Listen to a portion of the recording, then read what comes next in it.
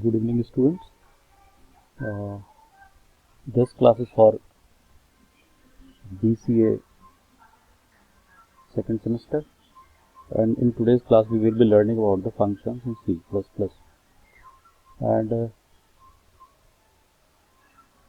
we have already discussed about the basic things. What are the basic introduction to the C++ in our previous class, and we have learned lots of things about the programming in C++, which serves the building block for writing programs in C++. So today we will be discussing about the functions in C++. What are the functions? What are the different parts of the functions? How function can be called as function? How we can create functions in C++. So let us start with defining function. A function can be defined as a unit which contains some executable statements, and this unit is a named unit, and this unit can be made to execute whenever it is needed by the caller function. The caller function call this unit by its name and pass inputs to this function. The function performs its specific task and gives output to the caller function. So function can be defined as the block of code which can be called to perform a specific task. It may take input or gives output to the caller function. So this will be the definition of our function, and here you all are seeing that this diagram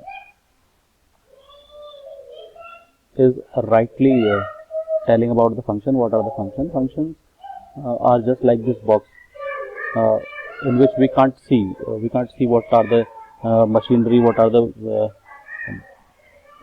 things which constitute a function actually seen. किस तरह की दिखती हैं वो चीज़ें, क्या function ने contain किया हुआ है, वो एक बॉक्स के अंदर बंद है. बस उस बॉक्स में एक इनलेट है और एक आउटलेट है. इनलेट के थ्रू हम इनपुट पास करते हैं फंक्शन को, और फंक्शन हमें अपनी स्पेसिफिक जो जॉब उसकी होगी उस जॉब को परफॉर्म करके वो हमें क्या देगा, आउटपुट देगा. So this is the view of function, how function is used by the caller function. Main function होगा जिस फंक्शन में ये फंक्शन यूज होना है, वो किस तरह से इस फंक्शन को देखता है, कैसे उसको यूज करेगा. Here I have written a program which gives the idea about the function. Here I have written a function with name add. This function takes two arguments, and names are not written over here. The main function calls this function by giving two arguments to this function, num1 and num2. The function name is add, and it must be adding the arguments num1 and num2 and return the sum to the caller function. Caller function is main function which call the add function to perform its addition. And the third part is the definition of the function. Here we define how the function add sums up a and b, or num1 and num2, or arguments which are passed to the function.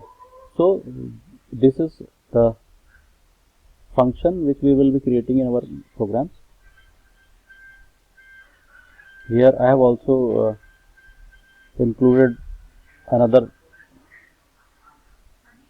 diagram for function input, and the function f is taking input x from the caller function and gives output fx to the caller function. But how function f operates, how it converts x into fx, how it converts input into output, that thing, वो जो भी उसकी instruction है कैसे वो x को convert करेगा fx में, वो सारी की सारी एक यूनिट के अंदर बंद है, जो आउटसाइड एनवायरनमेंट को नहीं दिखती, या जो कॉलर फंक्शन है उसको नहीं पता चलता कि उसके अंदर क्या लॉजिक इंप्लीमेंट होता है. तो फंक्शन का बेसिकली कंसेप्ट ही है कि अगर हम में कुछ ऐसा हो जो सब लॉजिक है हमारे किसी मेन लॉजिक का, और उस सब लॉजिक को हम अपने मेन लॉजिक में इंप्लीमेंट ना करना चाहें, उसकी कोडिंग वहाँ पर ना करना चाहें, उसका लॉजिक अलग रखना चाहें ताकि हमारा जो मेन लॉजिक है वो ईजी दिखे, अंडरस्टैंडेबल हो, क्योंकि उसमें अगर हम बहुत सारे लॉजिक मिला देंगे, मिक्सअप कर देंगे तो बहुत कॉम्प्लेक्स टाइप का हो जाएगा और जो यूज़र उसको पढ़ेगा या जो हमारे इंजीनियर्स होते हैं, टेस्ट प्लानर्स होते हैं, वो जब उसको पढ़ेंगे तो वो उनको दिखाई नहीं देता, उनको मतलब वो समझ में नहीं आएगा कि क्या मेन लॉजिक क्या था और सब लॉजिक क्या है। तो हम करते क्या है कि अपने मेन लॉजिक को अलग रख देते हैं और जो सब लॉजिक उसके अंदर यूज होंगे उनको अलग से इम्प्लीमेंट करते हैं, और जो सब लॉजिक हम अलग से इम्प्लीमेंट करते हैं वही हमारे क्या कहलाते हैं, फंक्शंस कहलाते हैं। तो फंक्शन क्रिएट इसी पर्पज से करे जाते हैं ताकि जो हमारा अंडरस्टैंडेबिलिटी है प्रोग्राम की वो मेंटेन रहे, ताकि फर्दर जब मेंटेनेंस होगी हमारे सॉफ्टवेयर की तो वो सॉफ्टवेयर की मेंटेनेंस करना ईजी हो जाए। उस पर्पज के लिए फंक्शंस क्रिएट करते हैं।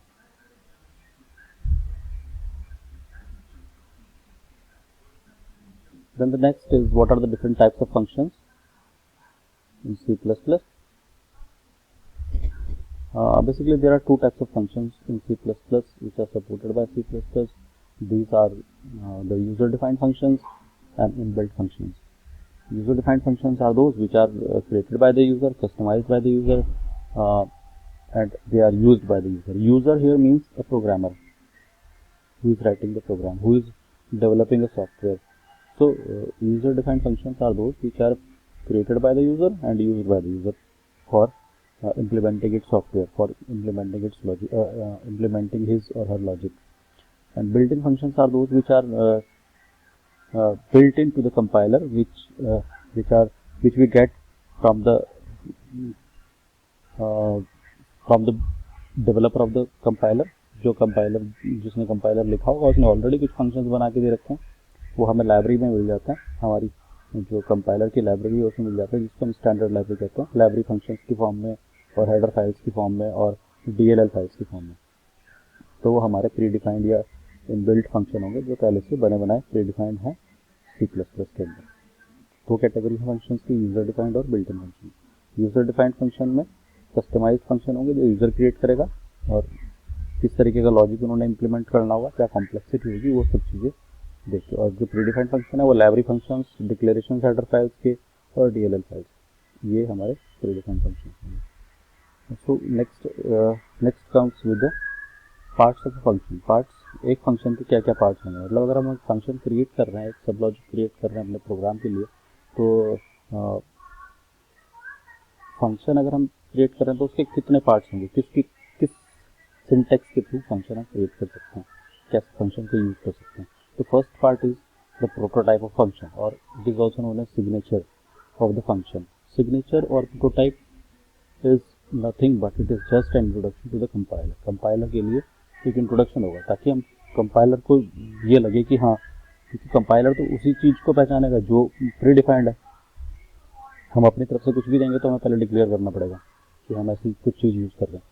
तो वही डिक्लेरेशन, जैसे हम वेरिएबल्स के लिए डिक्लेयर करते हैं कि भाई हम इस नाम का वेरिएबल यूज़ कर रहे हैं अपने प्रोग्राम में, तो इस जगह पे एरर ना दें।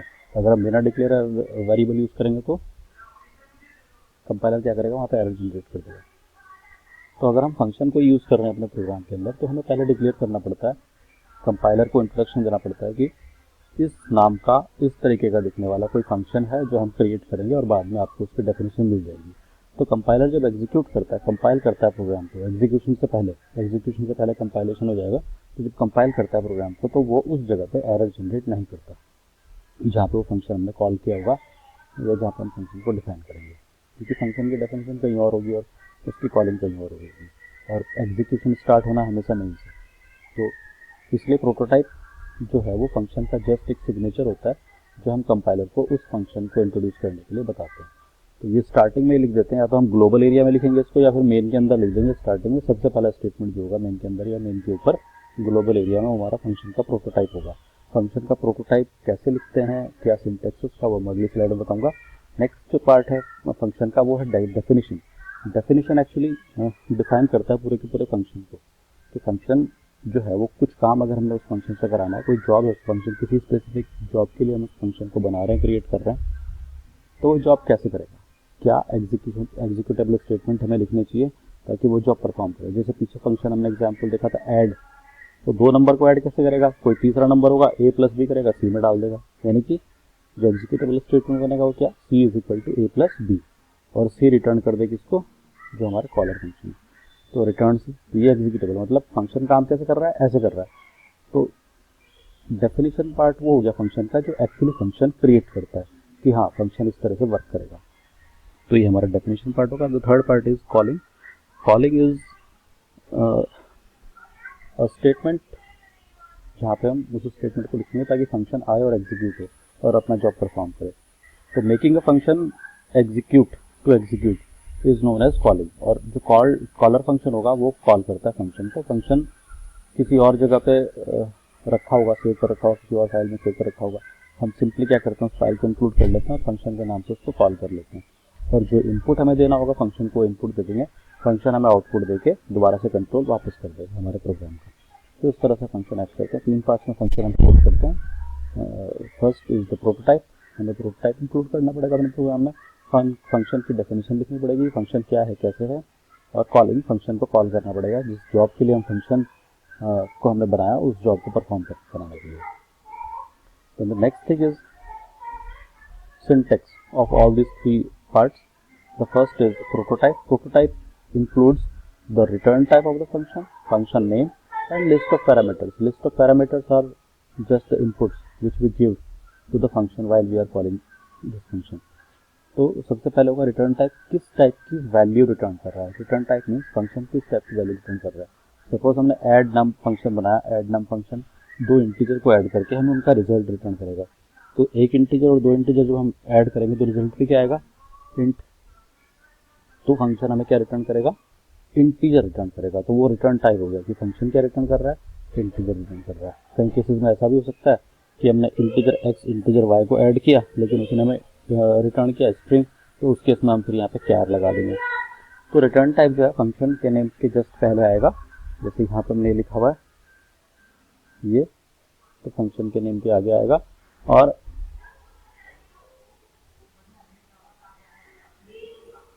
उसके बाद फंक्शन का नाम, जैसे हमने ऐड नाम यहाँ पे लिख दिया।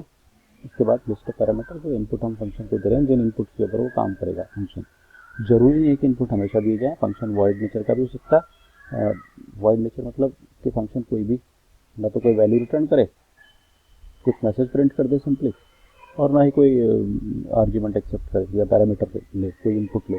इनपुट नहीं देंगे तो हम ब्लैंक छोड़ देते हैं पैरामीटर इन पैरेंथेसिस को या इन ब्रैकेट्स को, और अगर कोई आर्ग्यूमेंट देना तो इनके अंदर वो आर्ग्यूमेंट हम लिख देंगे जो आर्ग्यूमेंट हम उसको पास कर रहे हैं। यहाँ पर मैंने लिखा है कि see the semicolon at the end. तो जो फंक्शन का हम प्रोटोटाइप देंगे, प्रोटोटाइप हमेशा फंक्शन की पहली लाइन जो हेडर है फंक्शन का, वो हेडर होता है और हेडर को हम सेमीकोलन से टर्मिनेट कर देते हैं, तो वो हमारा बन जाता है प्रोटोटाइप। तो हमने क्या क्या लिखा है इसमें, इंटीजर रिटर्न टाइप, ऐड नाम फंक्शन का नाम, इंट एक्स पहला पैरामीटर, इंट वाई दूसरा पैरामीटर। कितने पैरामीटर हो सकते हैं, 0 से लेके कितने पैरामीटर किसी फंक्शन में हो सकते हैं, और लास्ट में हमने सेमीकोलन से इसको टर्मिनेट कर देते। तो ये हमारा क्या बन गया, प्रोटोटाइप बन गया फंक्शन का। Next is parts of function, sorry syntax for definition of function. Definition of function is full form of the function. Function की पूरी फॉर्म क्या है फंक्शन और कैसे काम करेगा। तो इसमें रिटर्न टाइप आएगा, फंक्शन का नाम और लिस्ट ऑफ पैरामीटर जो हमने प्रोटोटाइप में दिए वही सेम, बट यहाँ सेमीकोलन से ऐड नहीं करेंगे इसको। इसकी बॉडी स्टार्ट हो जाएगी, जो फंक्शन की डेफिनेशन है उसकी बॉडी स्टार्ट हो जाएगी। और बॉडी हम स्टार्ट करते हैं किससे, हमारे जो पैरेंथेसिस हैं उनसे। पैरेंथेसिस ओपनिंग ब्रेसेस और ब्रेसेस जो ओपनिंग ब्रेसेस है और क्लोजिंग ब्रेसेस है। और बीच में हमने जो उसकी बॉडी होगी फंक्शन की, उसमें जो भी स्टेटमेंट्स हमारे होंगे, जितने भी स्टेटमेंट्स होंगे वो स्टेटमेंट्स, और रिटर्न अगर कुछ कर रहा होगा फंक्शन तो रिटर्न स्टेटमेंट आ जाएगा वैल्यू के साथ, जो वैल्यू को रिटर्न कर रहा होगा। ठीक है, तो इस तरह से जैसे यहाँ पे एग्जाम्पल लिखा हुआ है, वो जो ऐड नाम हम फंक्शन कुछ एग्जाम्पल दे रहे थे वही यहाँ पे add num int x int Y, 2 parameter हैं एक्स और वाई, उनको एक्सेप्ट कर रहा है। ऐड नम फंक्शन का नाम है और इंटीजर वैल्यू रिटर्न करेगा, रिटर्न टाइप इंट है। हमने यहाँ पे एक और इसकी बॉडी स्टार्ट करी और एक और इंटीजर डिक्लेयर करा z is equal to x plus y. तो फंक्शन ऐड नम जो है वो 2 नंबर को सम अप कर रहा है। कैसे सम अप कर रहा है, एक्स प्लस वाई करके, और किस में डाल रहा है वैल्यू z में, और उस z की वैल्यू क्या कर रहा है, वो फंक्शन रिटर्न कर रहा है। तो जो भी फंक्शन इसको कॉल करेगा ये फंक्शन z वैल्यू एक्स और वाई को जोड़ के z वैल्यू को रिटर्न कर देगा। एक्स और वाई जो है यहाँ पे फॉर्मल मतलब वेरिएबल्स की तरह एक्ट कर रहे हैं। जो फंक्शन कॉल करेगा वो जो भी वैल्यू पास करेगा वो एक्स और वाई में कॉपी हो जाएगी। ठीक है, तो इस तरीके से जो है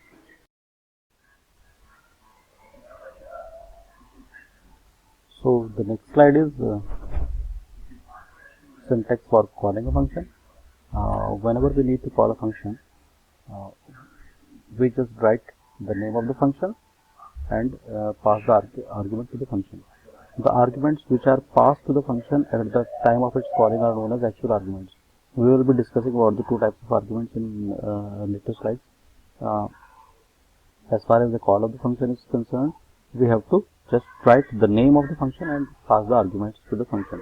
If the function is returning some value, then we have to capture that value in some another variable. किसी और वेरिएबल में हम वैल्यू जो है वो कैप्चर करनी पड़ेगी, क्योंकि फंक्शन अगर रिटर्न कर रहा है कोई चीज़, कोई वैल्यू रिटर्न कर रहा है, तो उस वैल्यू को हमें कहीं ना कहीं कंज्यूम करना पड़ेगा. या तो सिंपली उसको किसी प्रिंट में डाल दो, या फिर हम कहीं किसी एक्सप्रेशन में उसको इन्वॉल्व कर ले, मैथमेटिकल कैलकुलेशन में इन्वॉल्व कर ले, या फिर किसी वेरिएबल में उस वैल्यू को रख दे. तो हमने जैसे यहाँ पे एग्जाम्पल शो कर रखा है, इंटीजर ए, एक इंटीजर बी और एक इंटीजर सी. हमने ऐड नम कॉल कर दिया, हमने ये फंक्शन कॉल किया ऐड नम, ए और बी इसको पास कर दिया, मतलब ए 5 और 6 हमने इसको पास कर दिया. तो ऐड नम 5 और 6 को ऐड करेगा, जैसे कि पीछे एग्जाम्पल देखा था, जेड रिटर्न कर रहा था वो, तो ए और बी को क्या किया, उसने ऐड कर दिया, जेड बनाया, और जेड वो रिटर्न कर रहा होगा वहां से जब रिटर्न करेगा तो वो वैल्यू यहाँ पर आ जाएगी, इसके साथ सब्सटीट्यूट हो जाएगी. जो नाम है फंक्शन का, उस नाम के साथ वैल्यू क्या हो जाएगी, सब्सटीट्यूट हो जाएगी. और हमने ये वैल्यू किसको दे दी, सी को साइन कर दी, तो सी के अंदर वो वैल्यू हमें मिल जाएगी. मतलब 5 और 6 का एडिशन हुआ 11 फंक्शन ने रिटर्न करा होगा, और वो किसमें मिल जाएगा, हमें यहाँ पे सी के अंदर 11 मिल जाएगा. अब उस वैल्यू को हम कुछ भी कर सकते हैं, कहीं पे भी किसी एक्सप्रेशन में इन्वॉल्व कर ले, कहीं पे भी यूज कर लो, तो ऐसा फंक्शन वर्क करता है.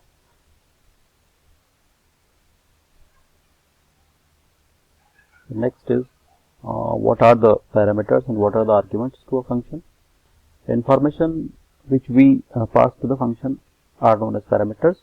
Parameters act as variables inside the function. Function के बॉडी में जो वेरिएबल्स हैं, variables actually parameters actually variables की तरह बिहेव करेंगे. मतलब वेरिएबल्स का मतलब जान रहे हो ना, कि उसके वैल्यू वेरी करेगी. मतलब उसके अंदर जो मेमोरी लोकेशन है, उस मेमोरी लोकेशन के अंदर कोई भी वैल्यू आ सकती है during the execution of the program. कोई भी वैल्यू चेंज हो सकती है. तो वेरिएबल्स फंक्शन के अंदर भी वेरिएबल्स की तरह होते हैं पैरामीटर्स. पैरामीटर्स वेरिएबल की तरह कहने का मतलब ये हुआ कि अगर फंक्शन को हमने 5 और 6 पास किया, तो वो जो हमने फंक्शन में नाम दे रखे थे पैरामीटर्स के एक्स और वाई, उनमें 5 और 6 चला जाएगा. अगर मैं उनमें 50 और 60 पास करूँ तो एक्स और वाई में 50 और 60 चला जाएगा. अगर मैं उनमें 1 और 2 पास करूँ तो एक्स और वाई में 1 और 2 हो जाएगा, और उसी के अकॉर्डिंगली वो उसको सम करके जेड रिटर्न करेगा. कहीं केस में जेड 3 बनेगा, कहीं में 110 बनेगा, कहीं में 11 बनेगा, इस तरह से. तो वो जो पैरामीटर्स हैं जो फंक्शन की बॉडी के साथ हम देते हैं, फंक्शन की डेफिनेशन के साथ हम देते हैं, वो पैरामीटर्स हमारे जो है वो वेरिएबल की तरह एक्ट करते हैं, और उनको हम कहते हैं फॉर्मल आर्ग्यूमेंट्स, क्योंकि वो फॉर्मली बिहेव कर रहे हैं. उनको जैसी कॉपी मिल रही है डेटा वैल्यूज की, उसी तरीके से वो सम निकाल रहे हैं, उन्हीं वैल्यूज का वो सम निकाल रहे हैं. तो क्या वैल्यूज उनको मिल रही हैं वो वैसे ही बन जा रहे हैं, इसलिए वो फॉर्मल आर्ग्यूमेंट्स होते हैं. ठीक है, डिफॉल्ट आर्ग्यूमेंट्स की चर्चा करेंगे बाद में. और जब हम किसी फंक्शन को कॉल करते हैं तो एक्चुअल वैल्यू पास करेंगे कि भाई इस वैल्यू का हमें सम निकाल के दे, जैसे हमने ऐड नम फंक्शन का एग्जांपल लिया, या इन वैल्यूज के ऊपर हमें वर्क परफॉर्म करके दो, वर्क परफॉर्म करके रिजल्ट दो. तो जो वैल्यूज एक्चुअली हम फंक्शन को पास कर रहे हैं, वो वैल्यूज के लिए जो हम आइडेंटिफायर यूज कर रहे हैं, उनको हम कहते हैं आर्ग्यूमेंट्स, और उनको हम कहते हैं एक्चुअल आर्ग्यूमेंट्स. ठीक है, एक्चुअली जो वैल्यूज पास करी, जैसे हमने अभी ए और बी के 5 और 6 वैल्यू पास करी, हमने आर्ग्यूमेंट क्या पास करे, ए और बी, तो वो एक्चुअल आर्ग्यूमेंट हो गए.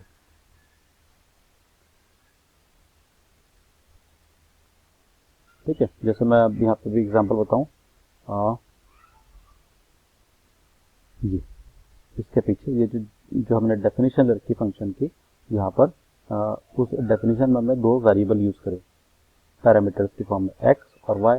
तो ये एक्स और वाई पैरामीटर्स हैं, इनको हम फॉर्मल आर्ग्यूमेंट कह रहे हैं, और ये वेरिएबल की तरह करेंगे. एक्स को 5 मिल गया, वाई को 6 मिल गया, ठीक है, तो उन्होंने 5 6 को ऐड कर दिया. एक्स को 50 मिल गया, वाई को 60 मिल गया, ठीक है, उन्होंने 50 और 60 को ऐड कर दिया.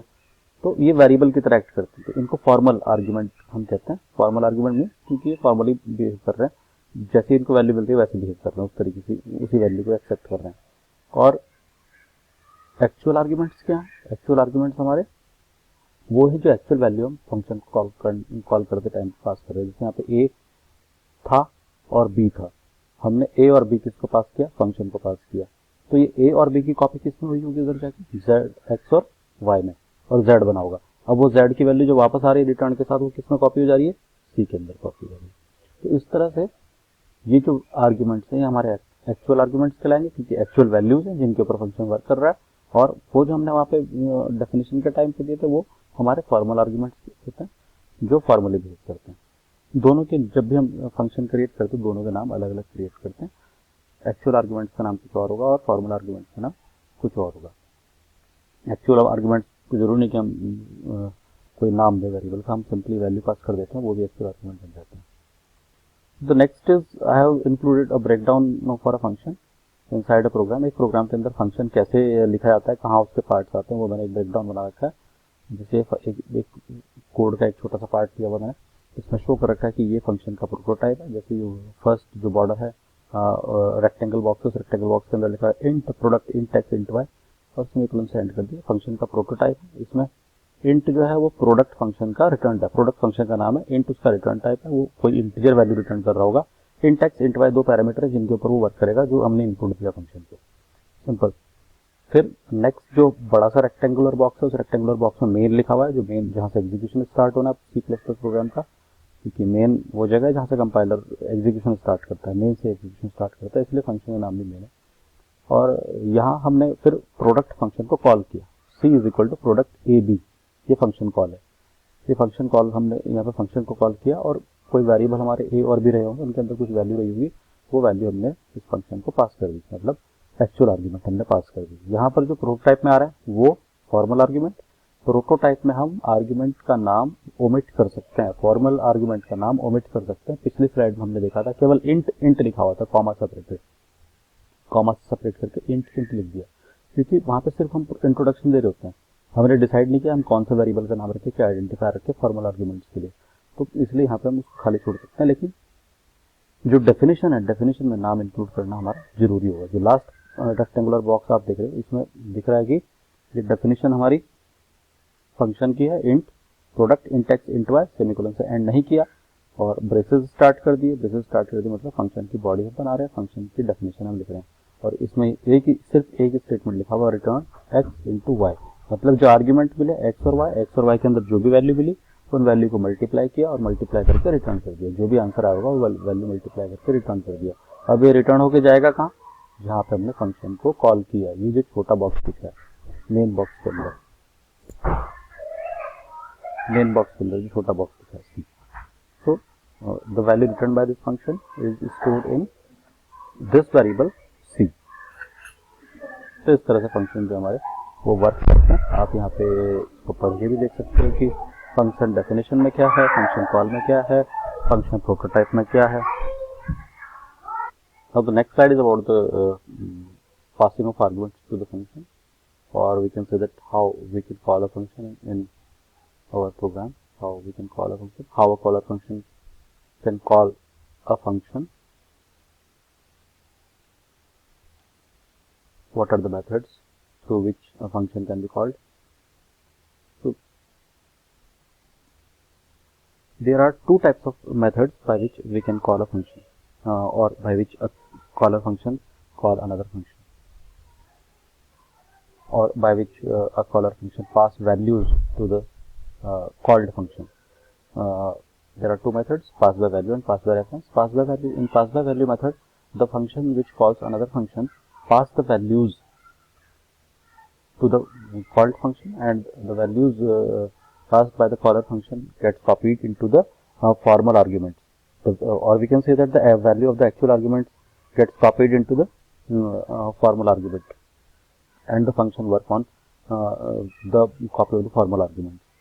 And if the called function makes any changes inside its copy, then those changes will not be reflected in the actual arguments. मतलब कहने का मतलब ये हुआ कि अगर कोई फंक्शन किसी दूसरे फंक्शन को कॉल कर रहा है, कॉलर फंक्शन किसी दूसरे फंक्शन को कॉल कर रहा है, जैसे मेन था हमारा, मेन ने कॉल किया ऐड फंक्शन को, ऐड नम फंक्शन को, तो उसने ए और बी वैल्यू पास कर दी।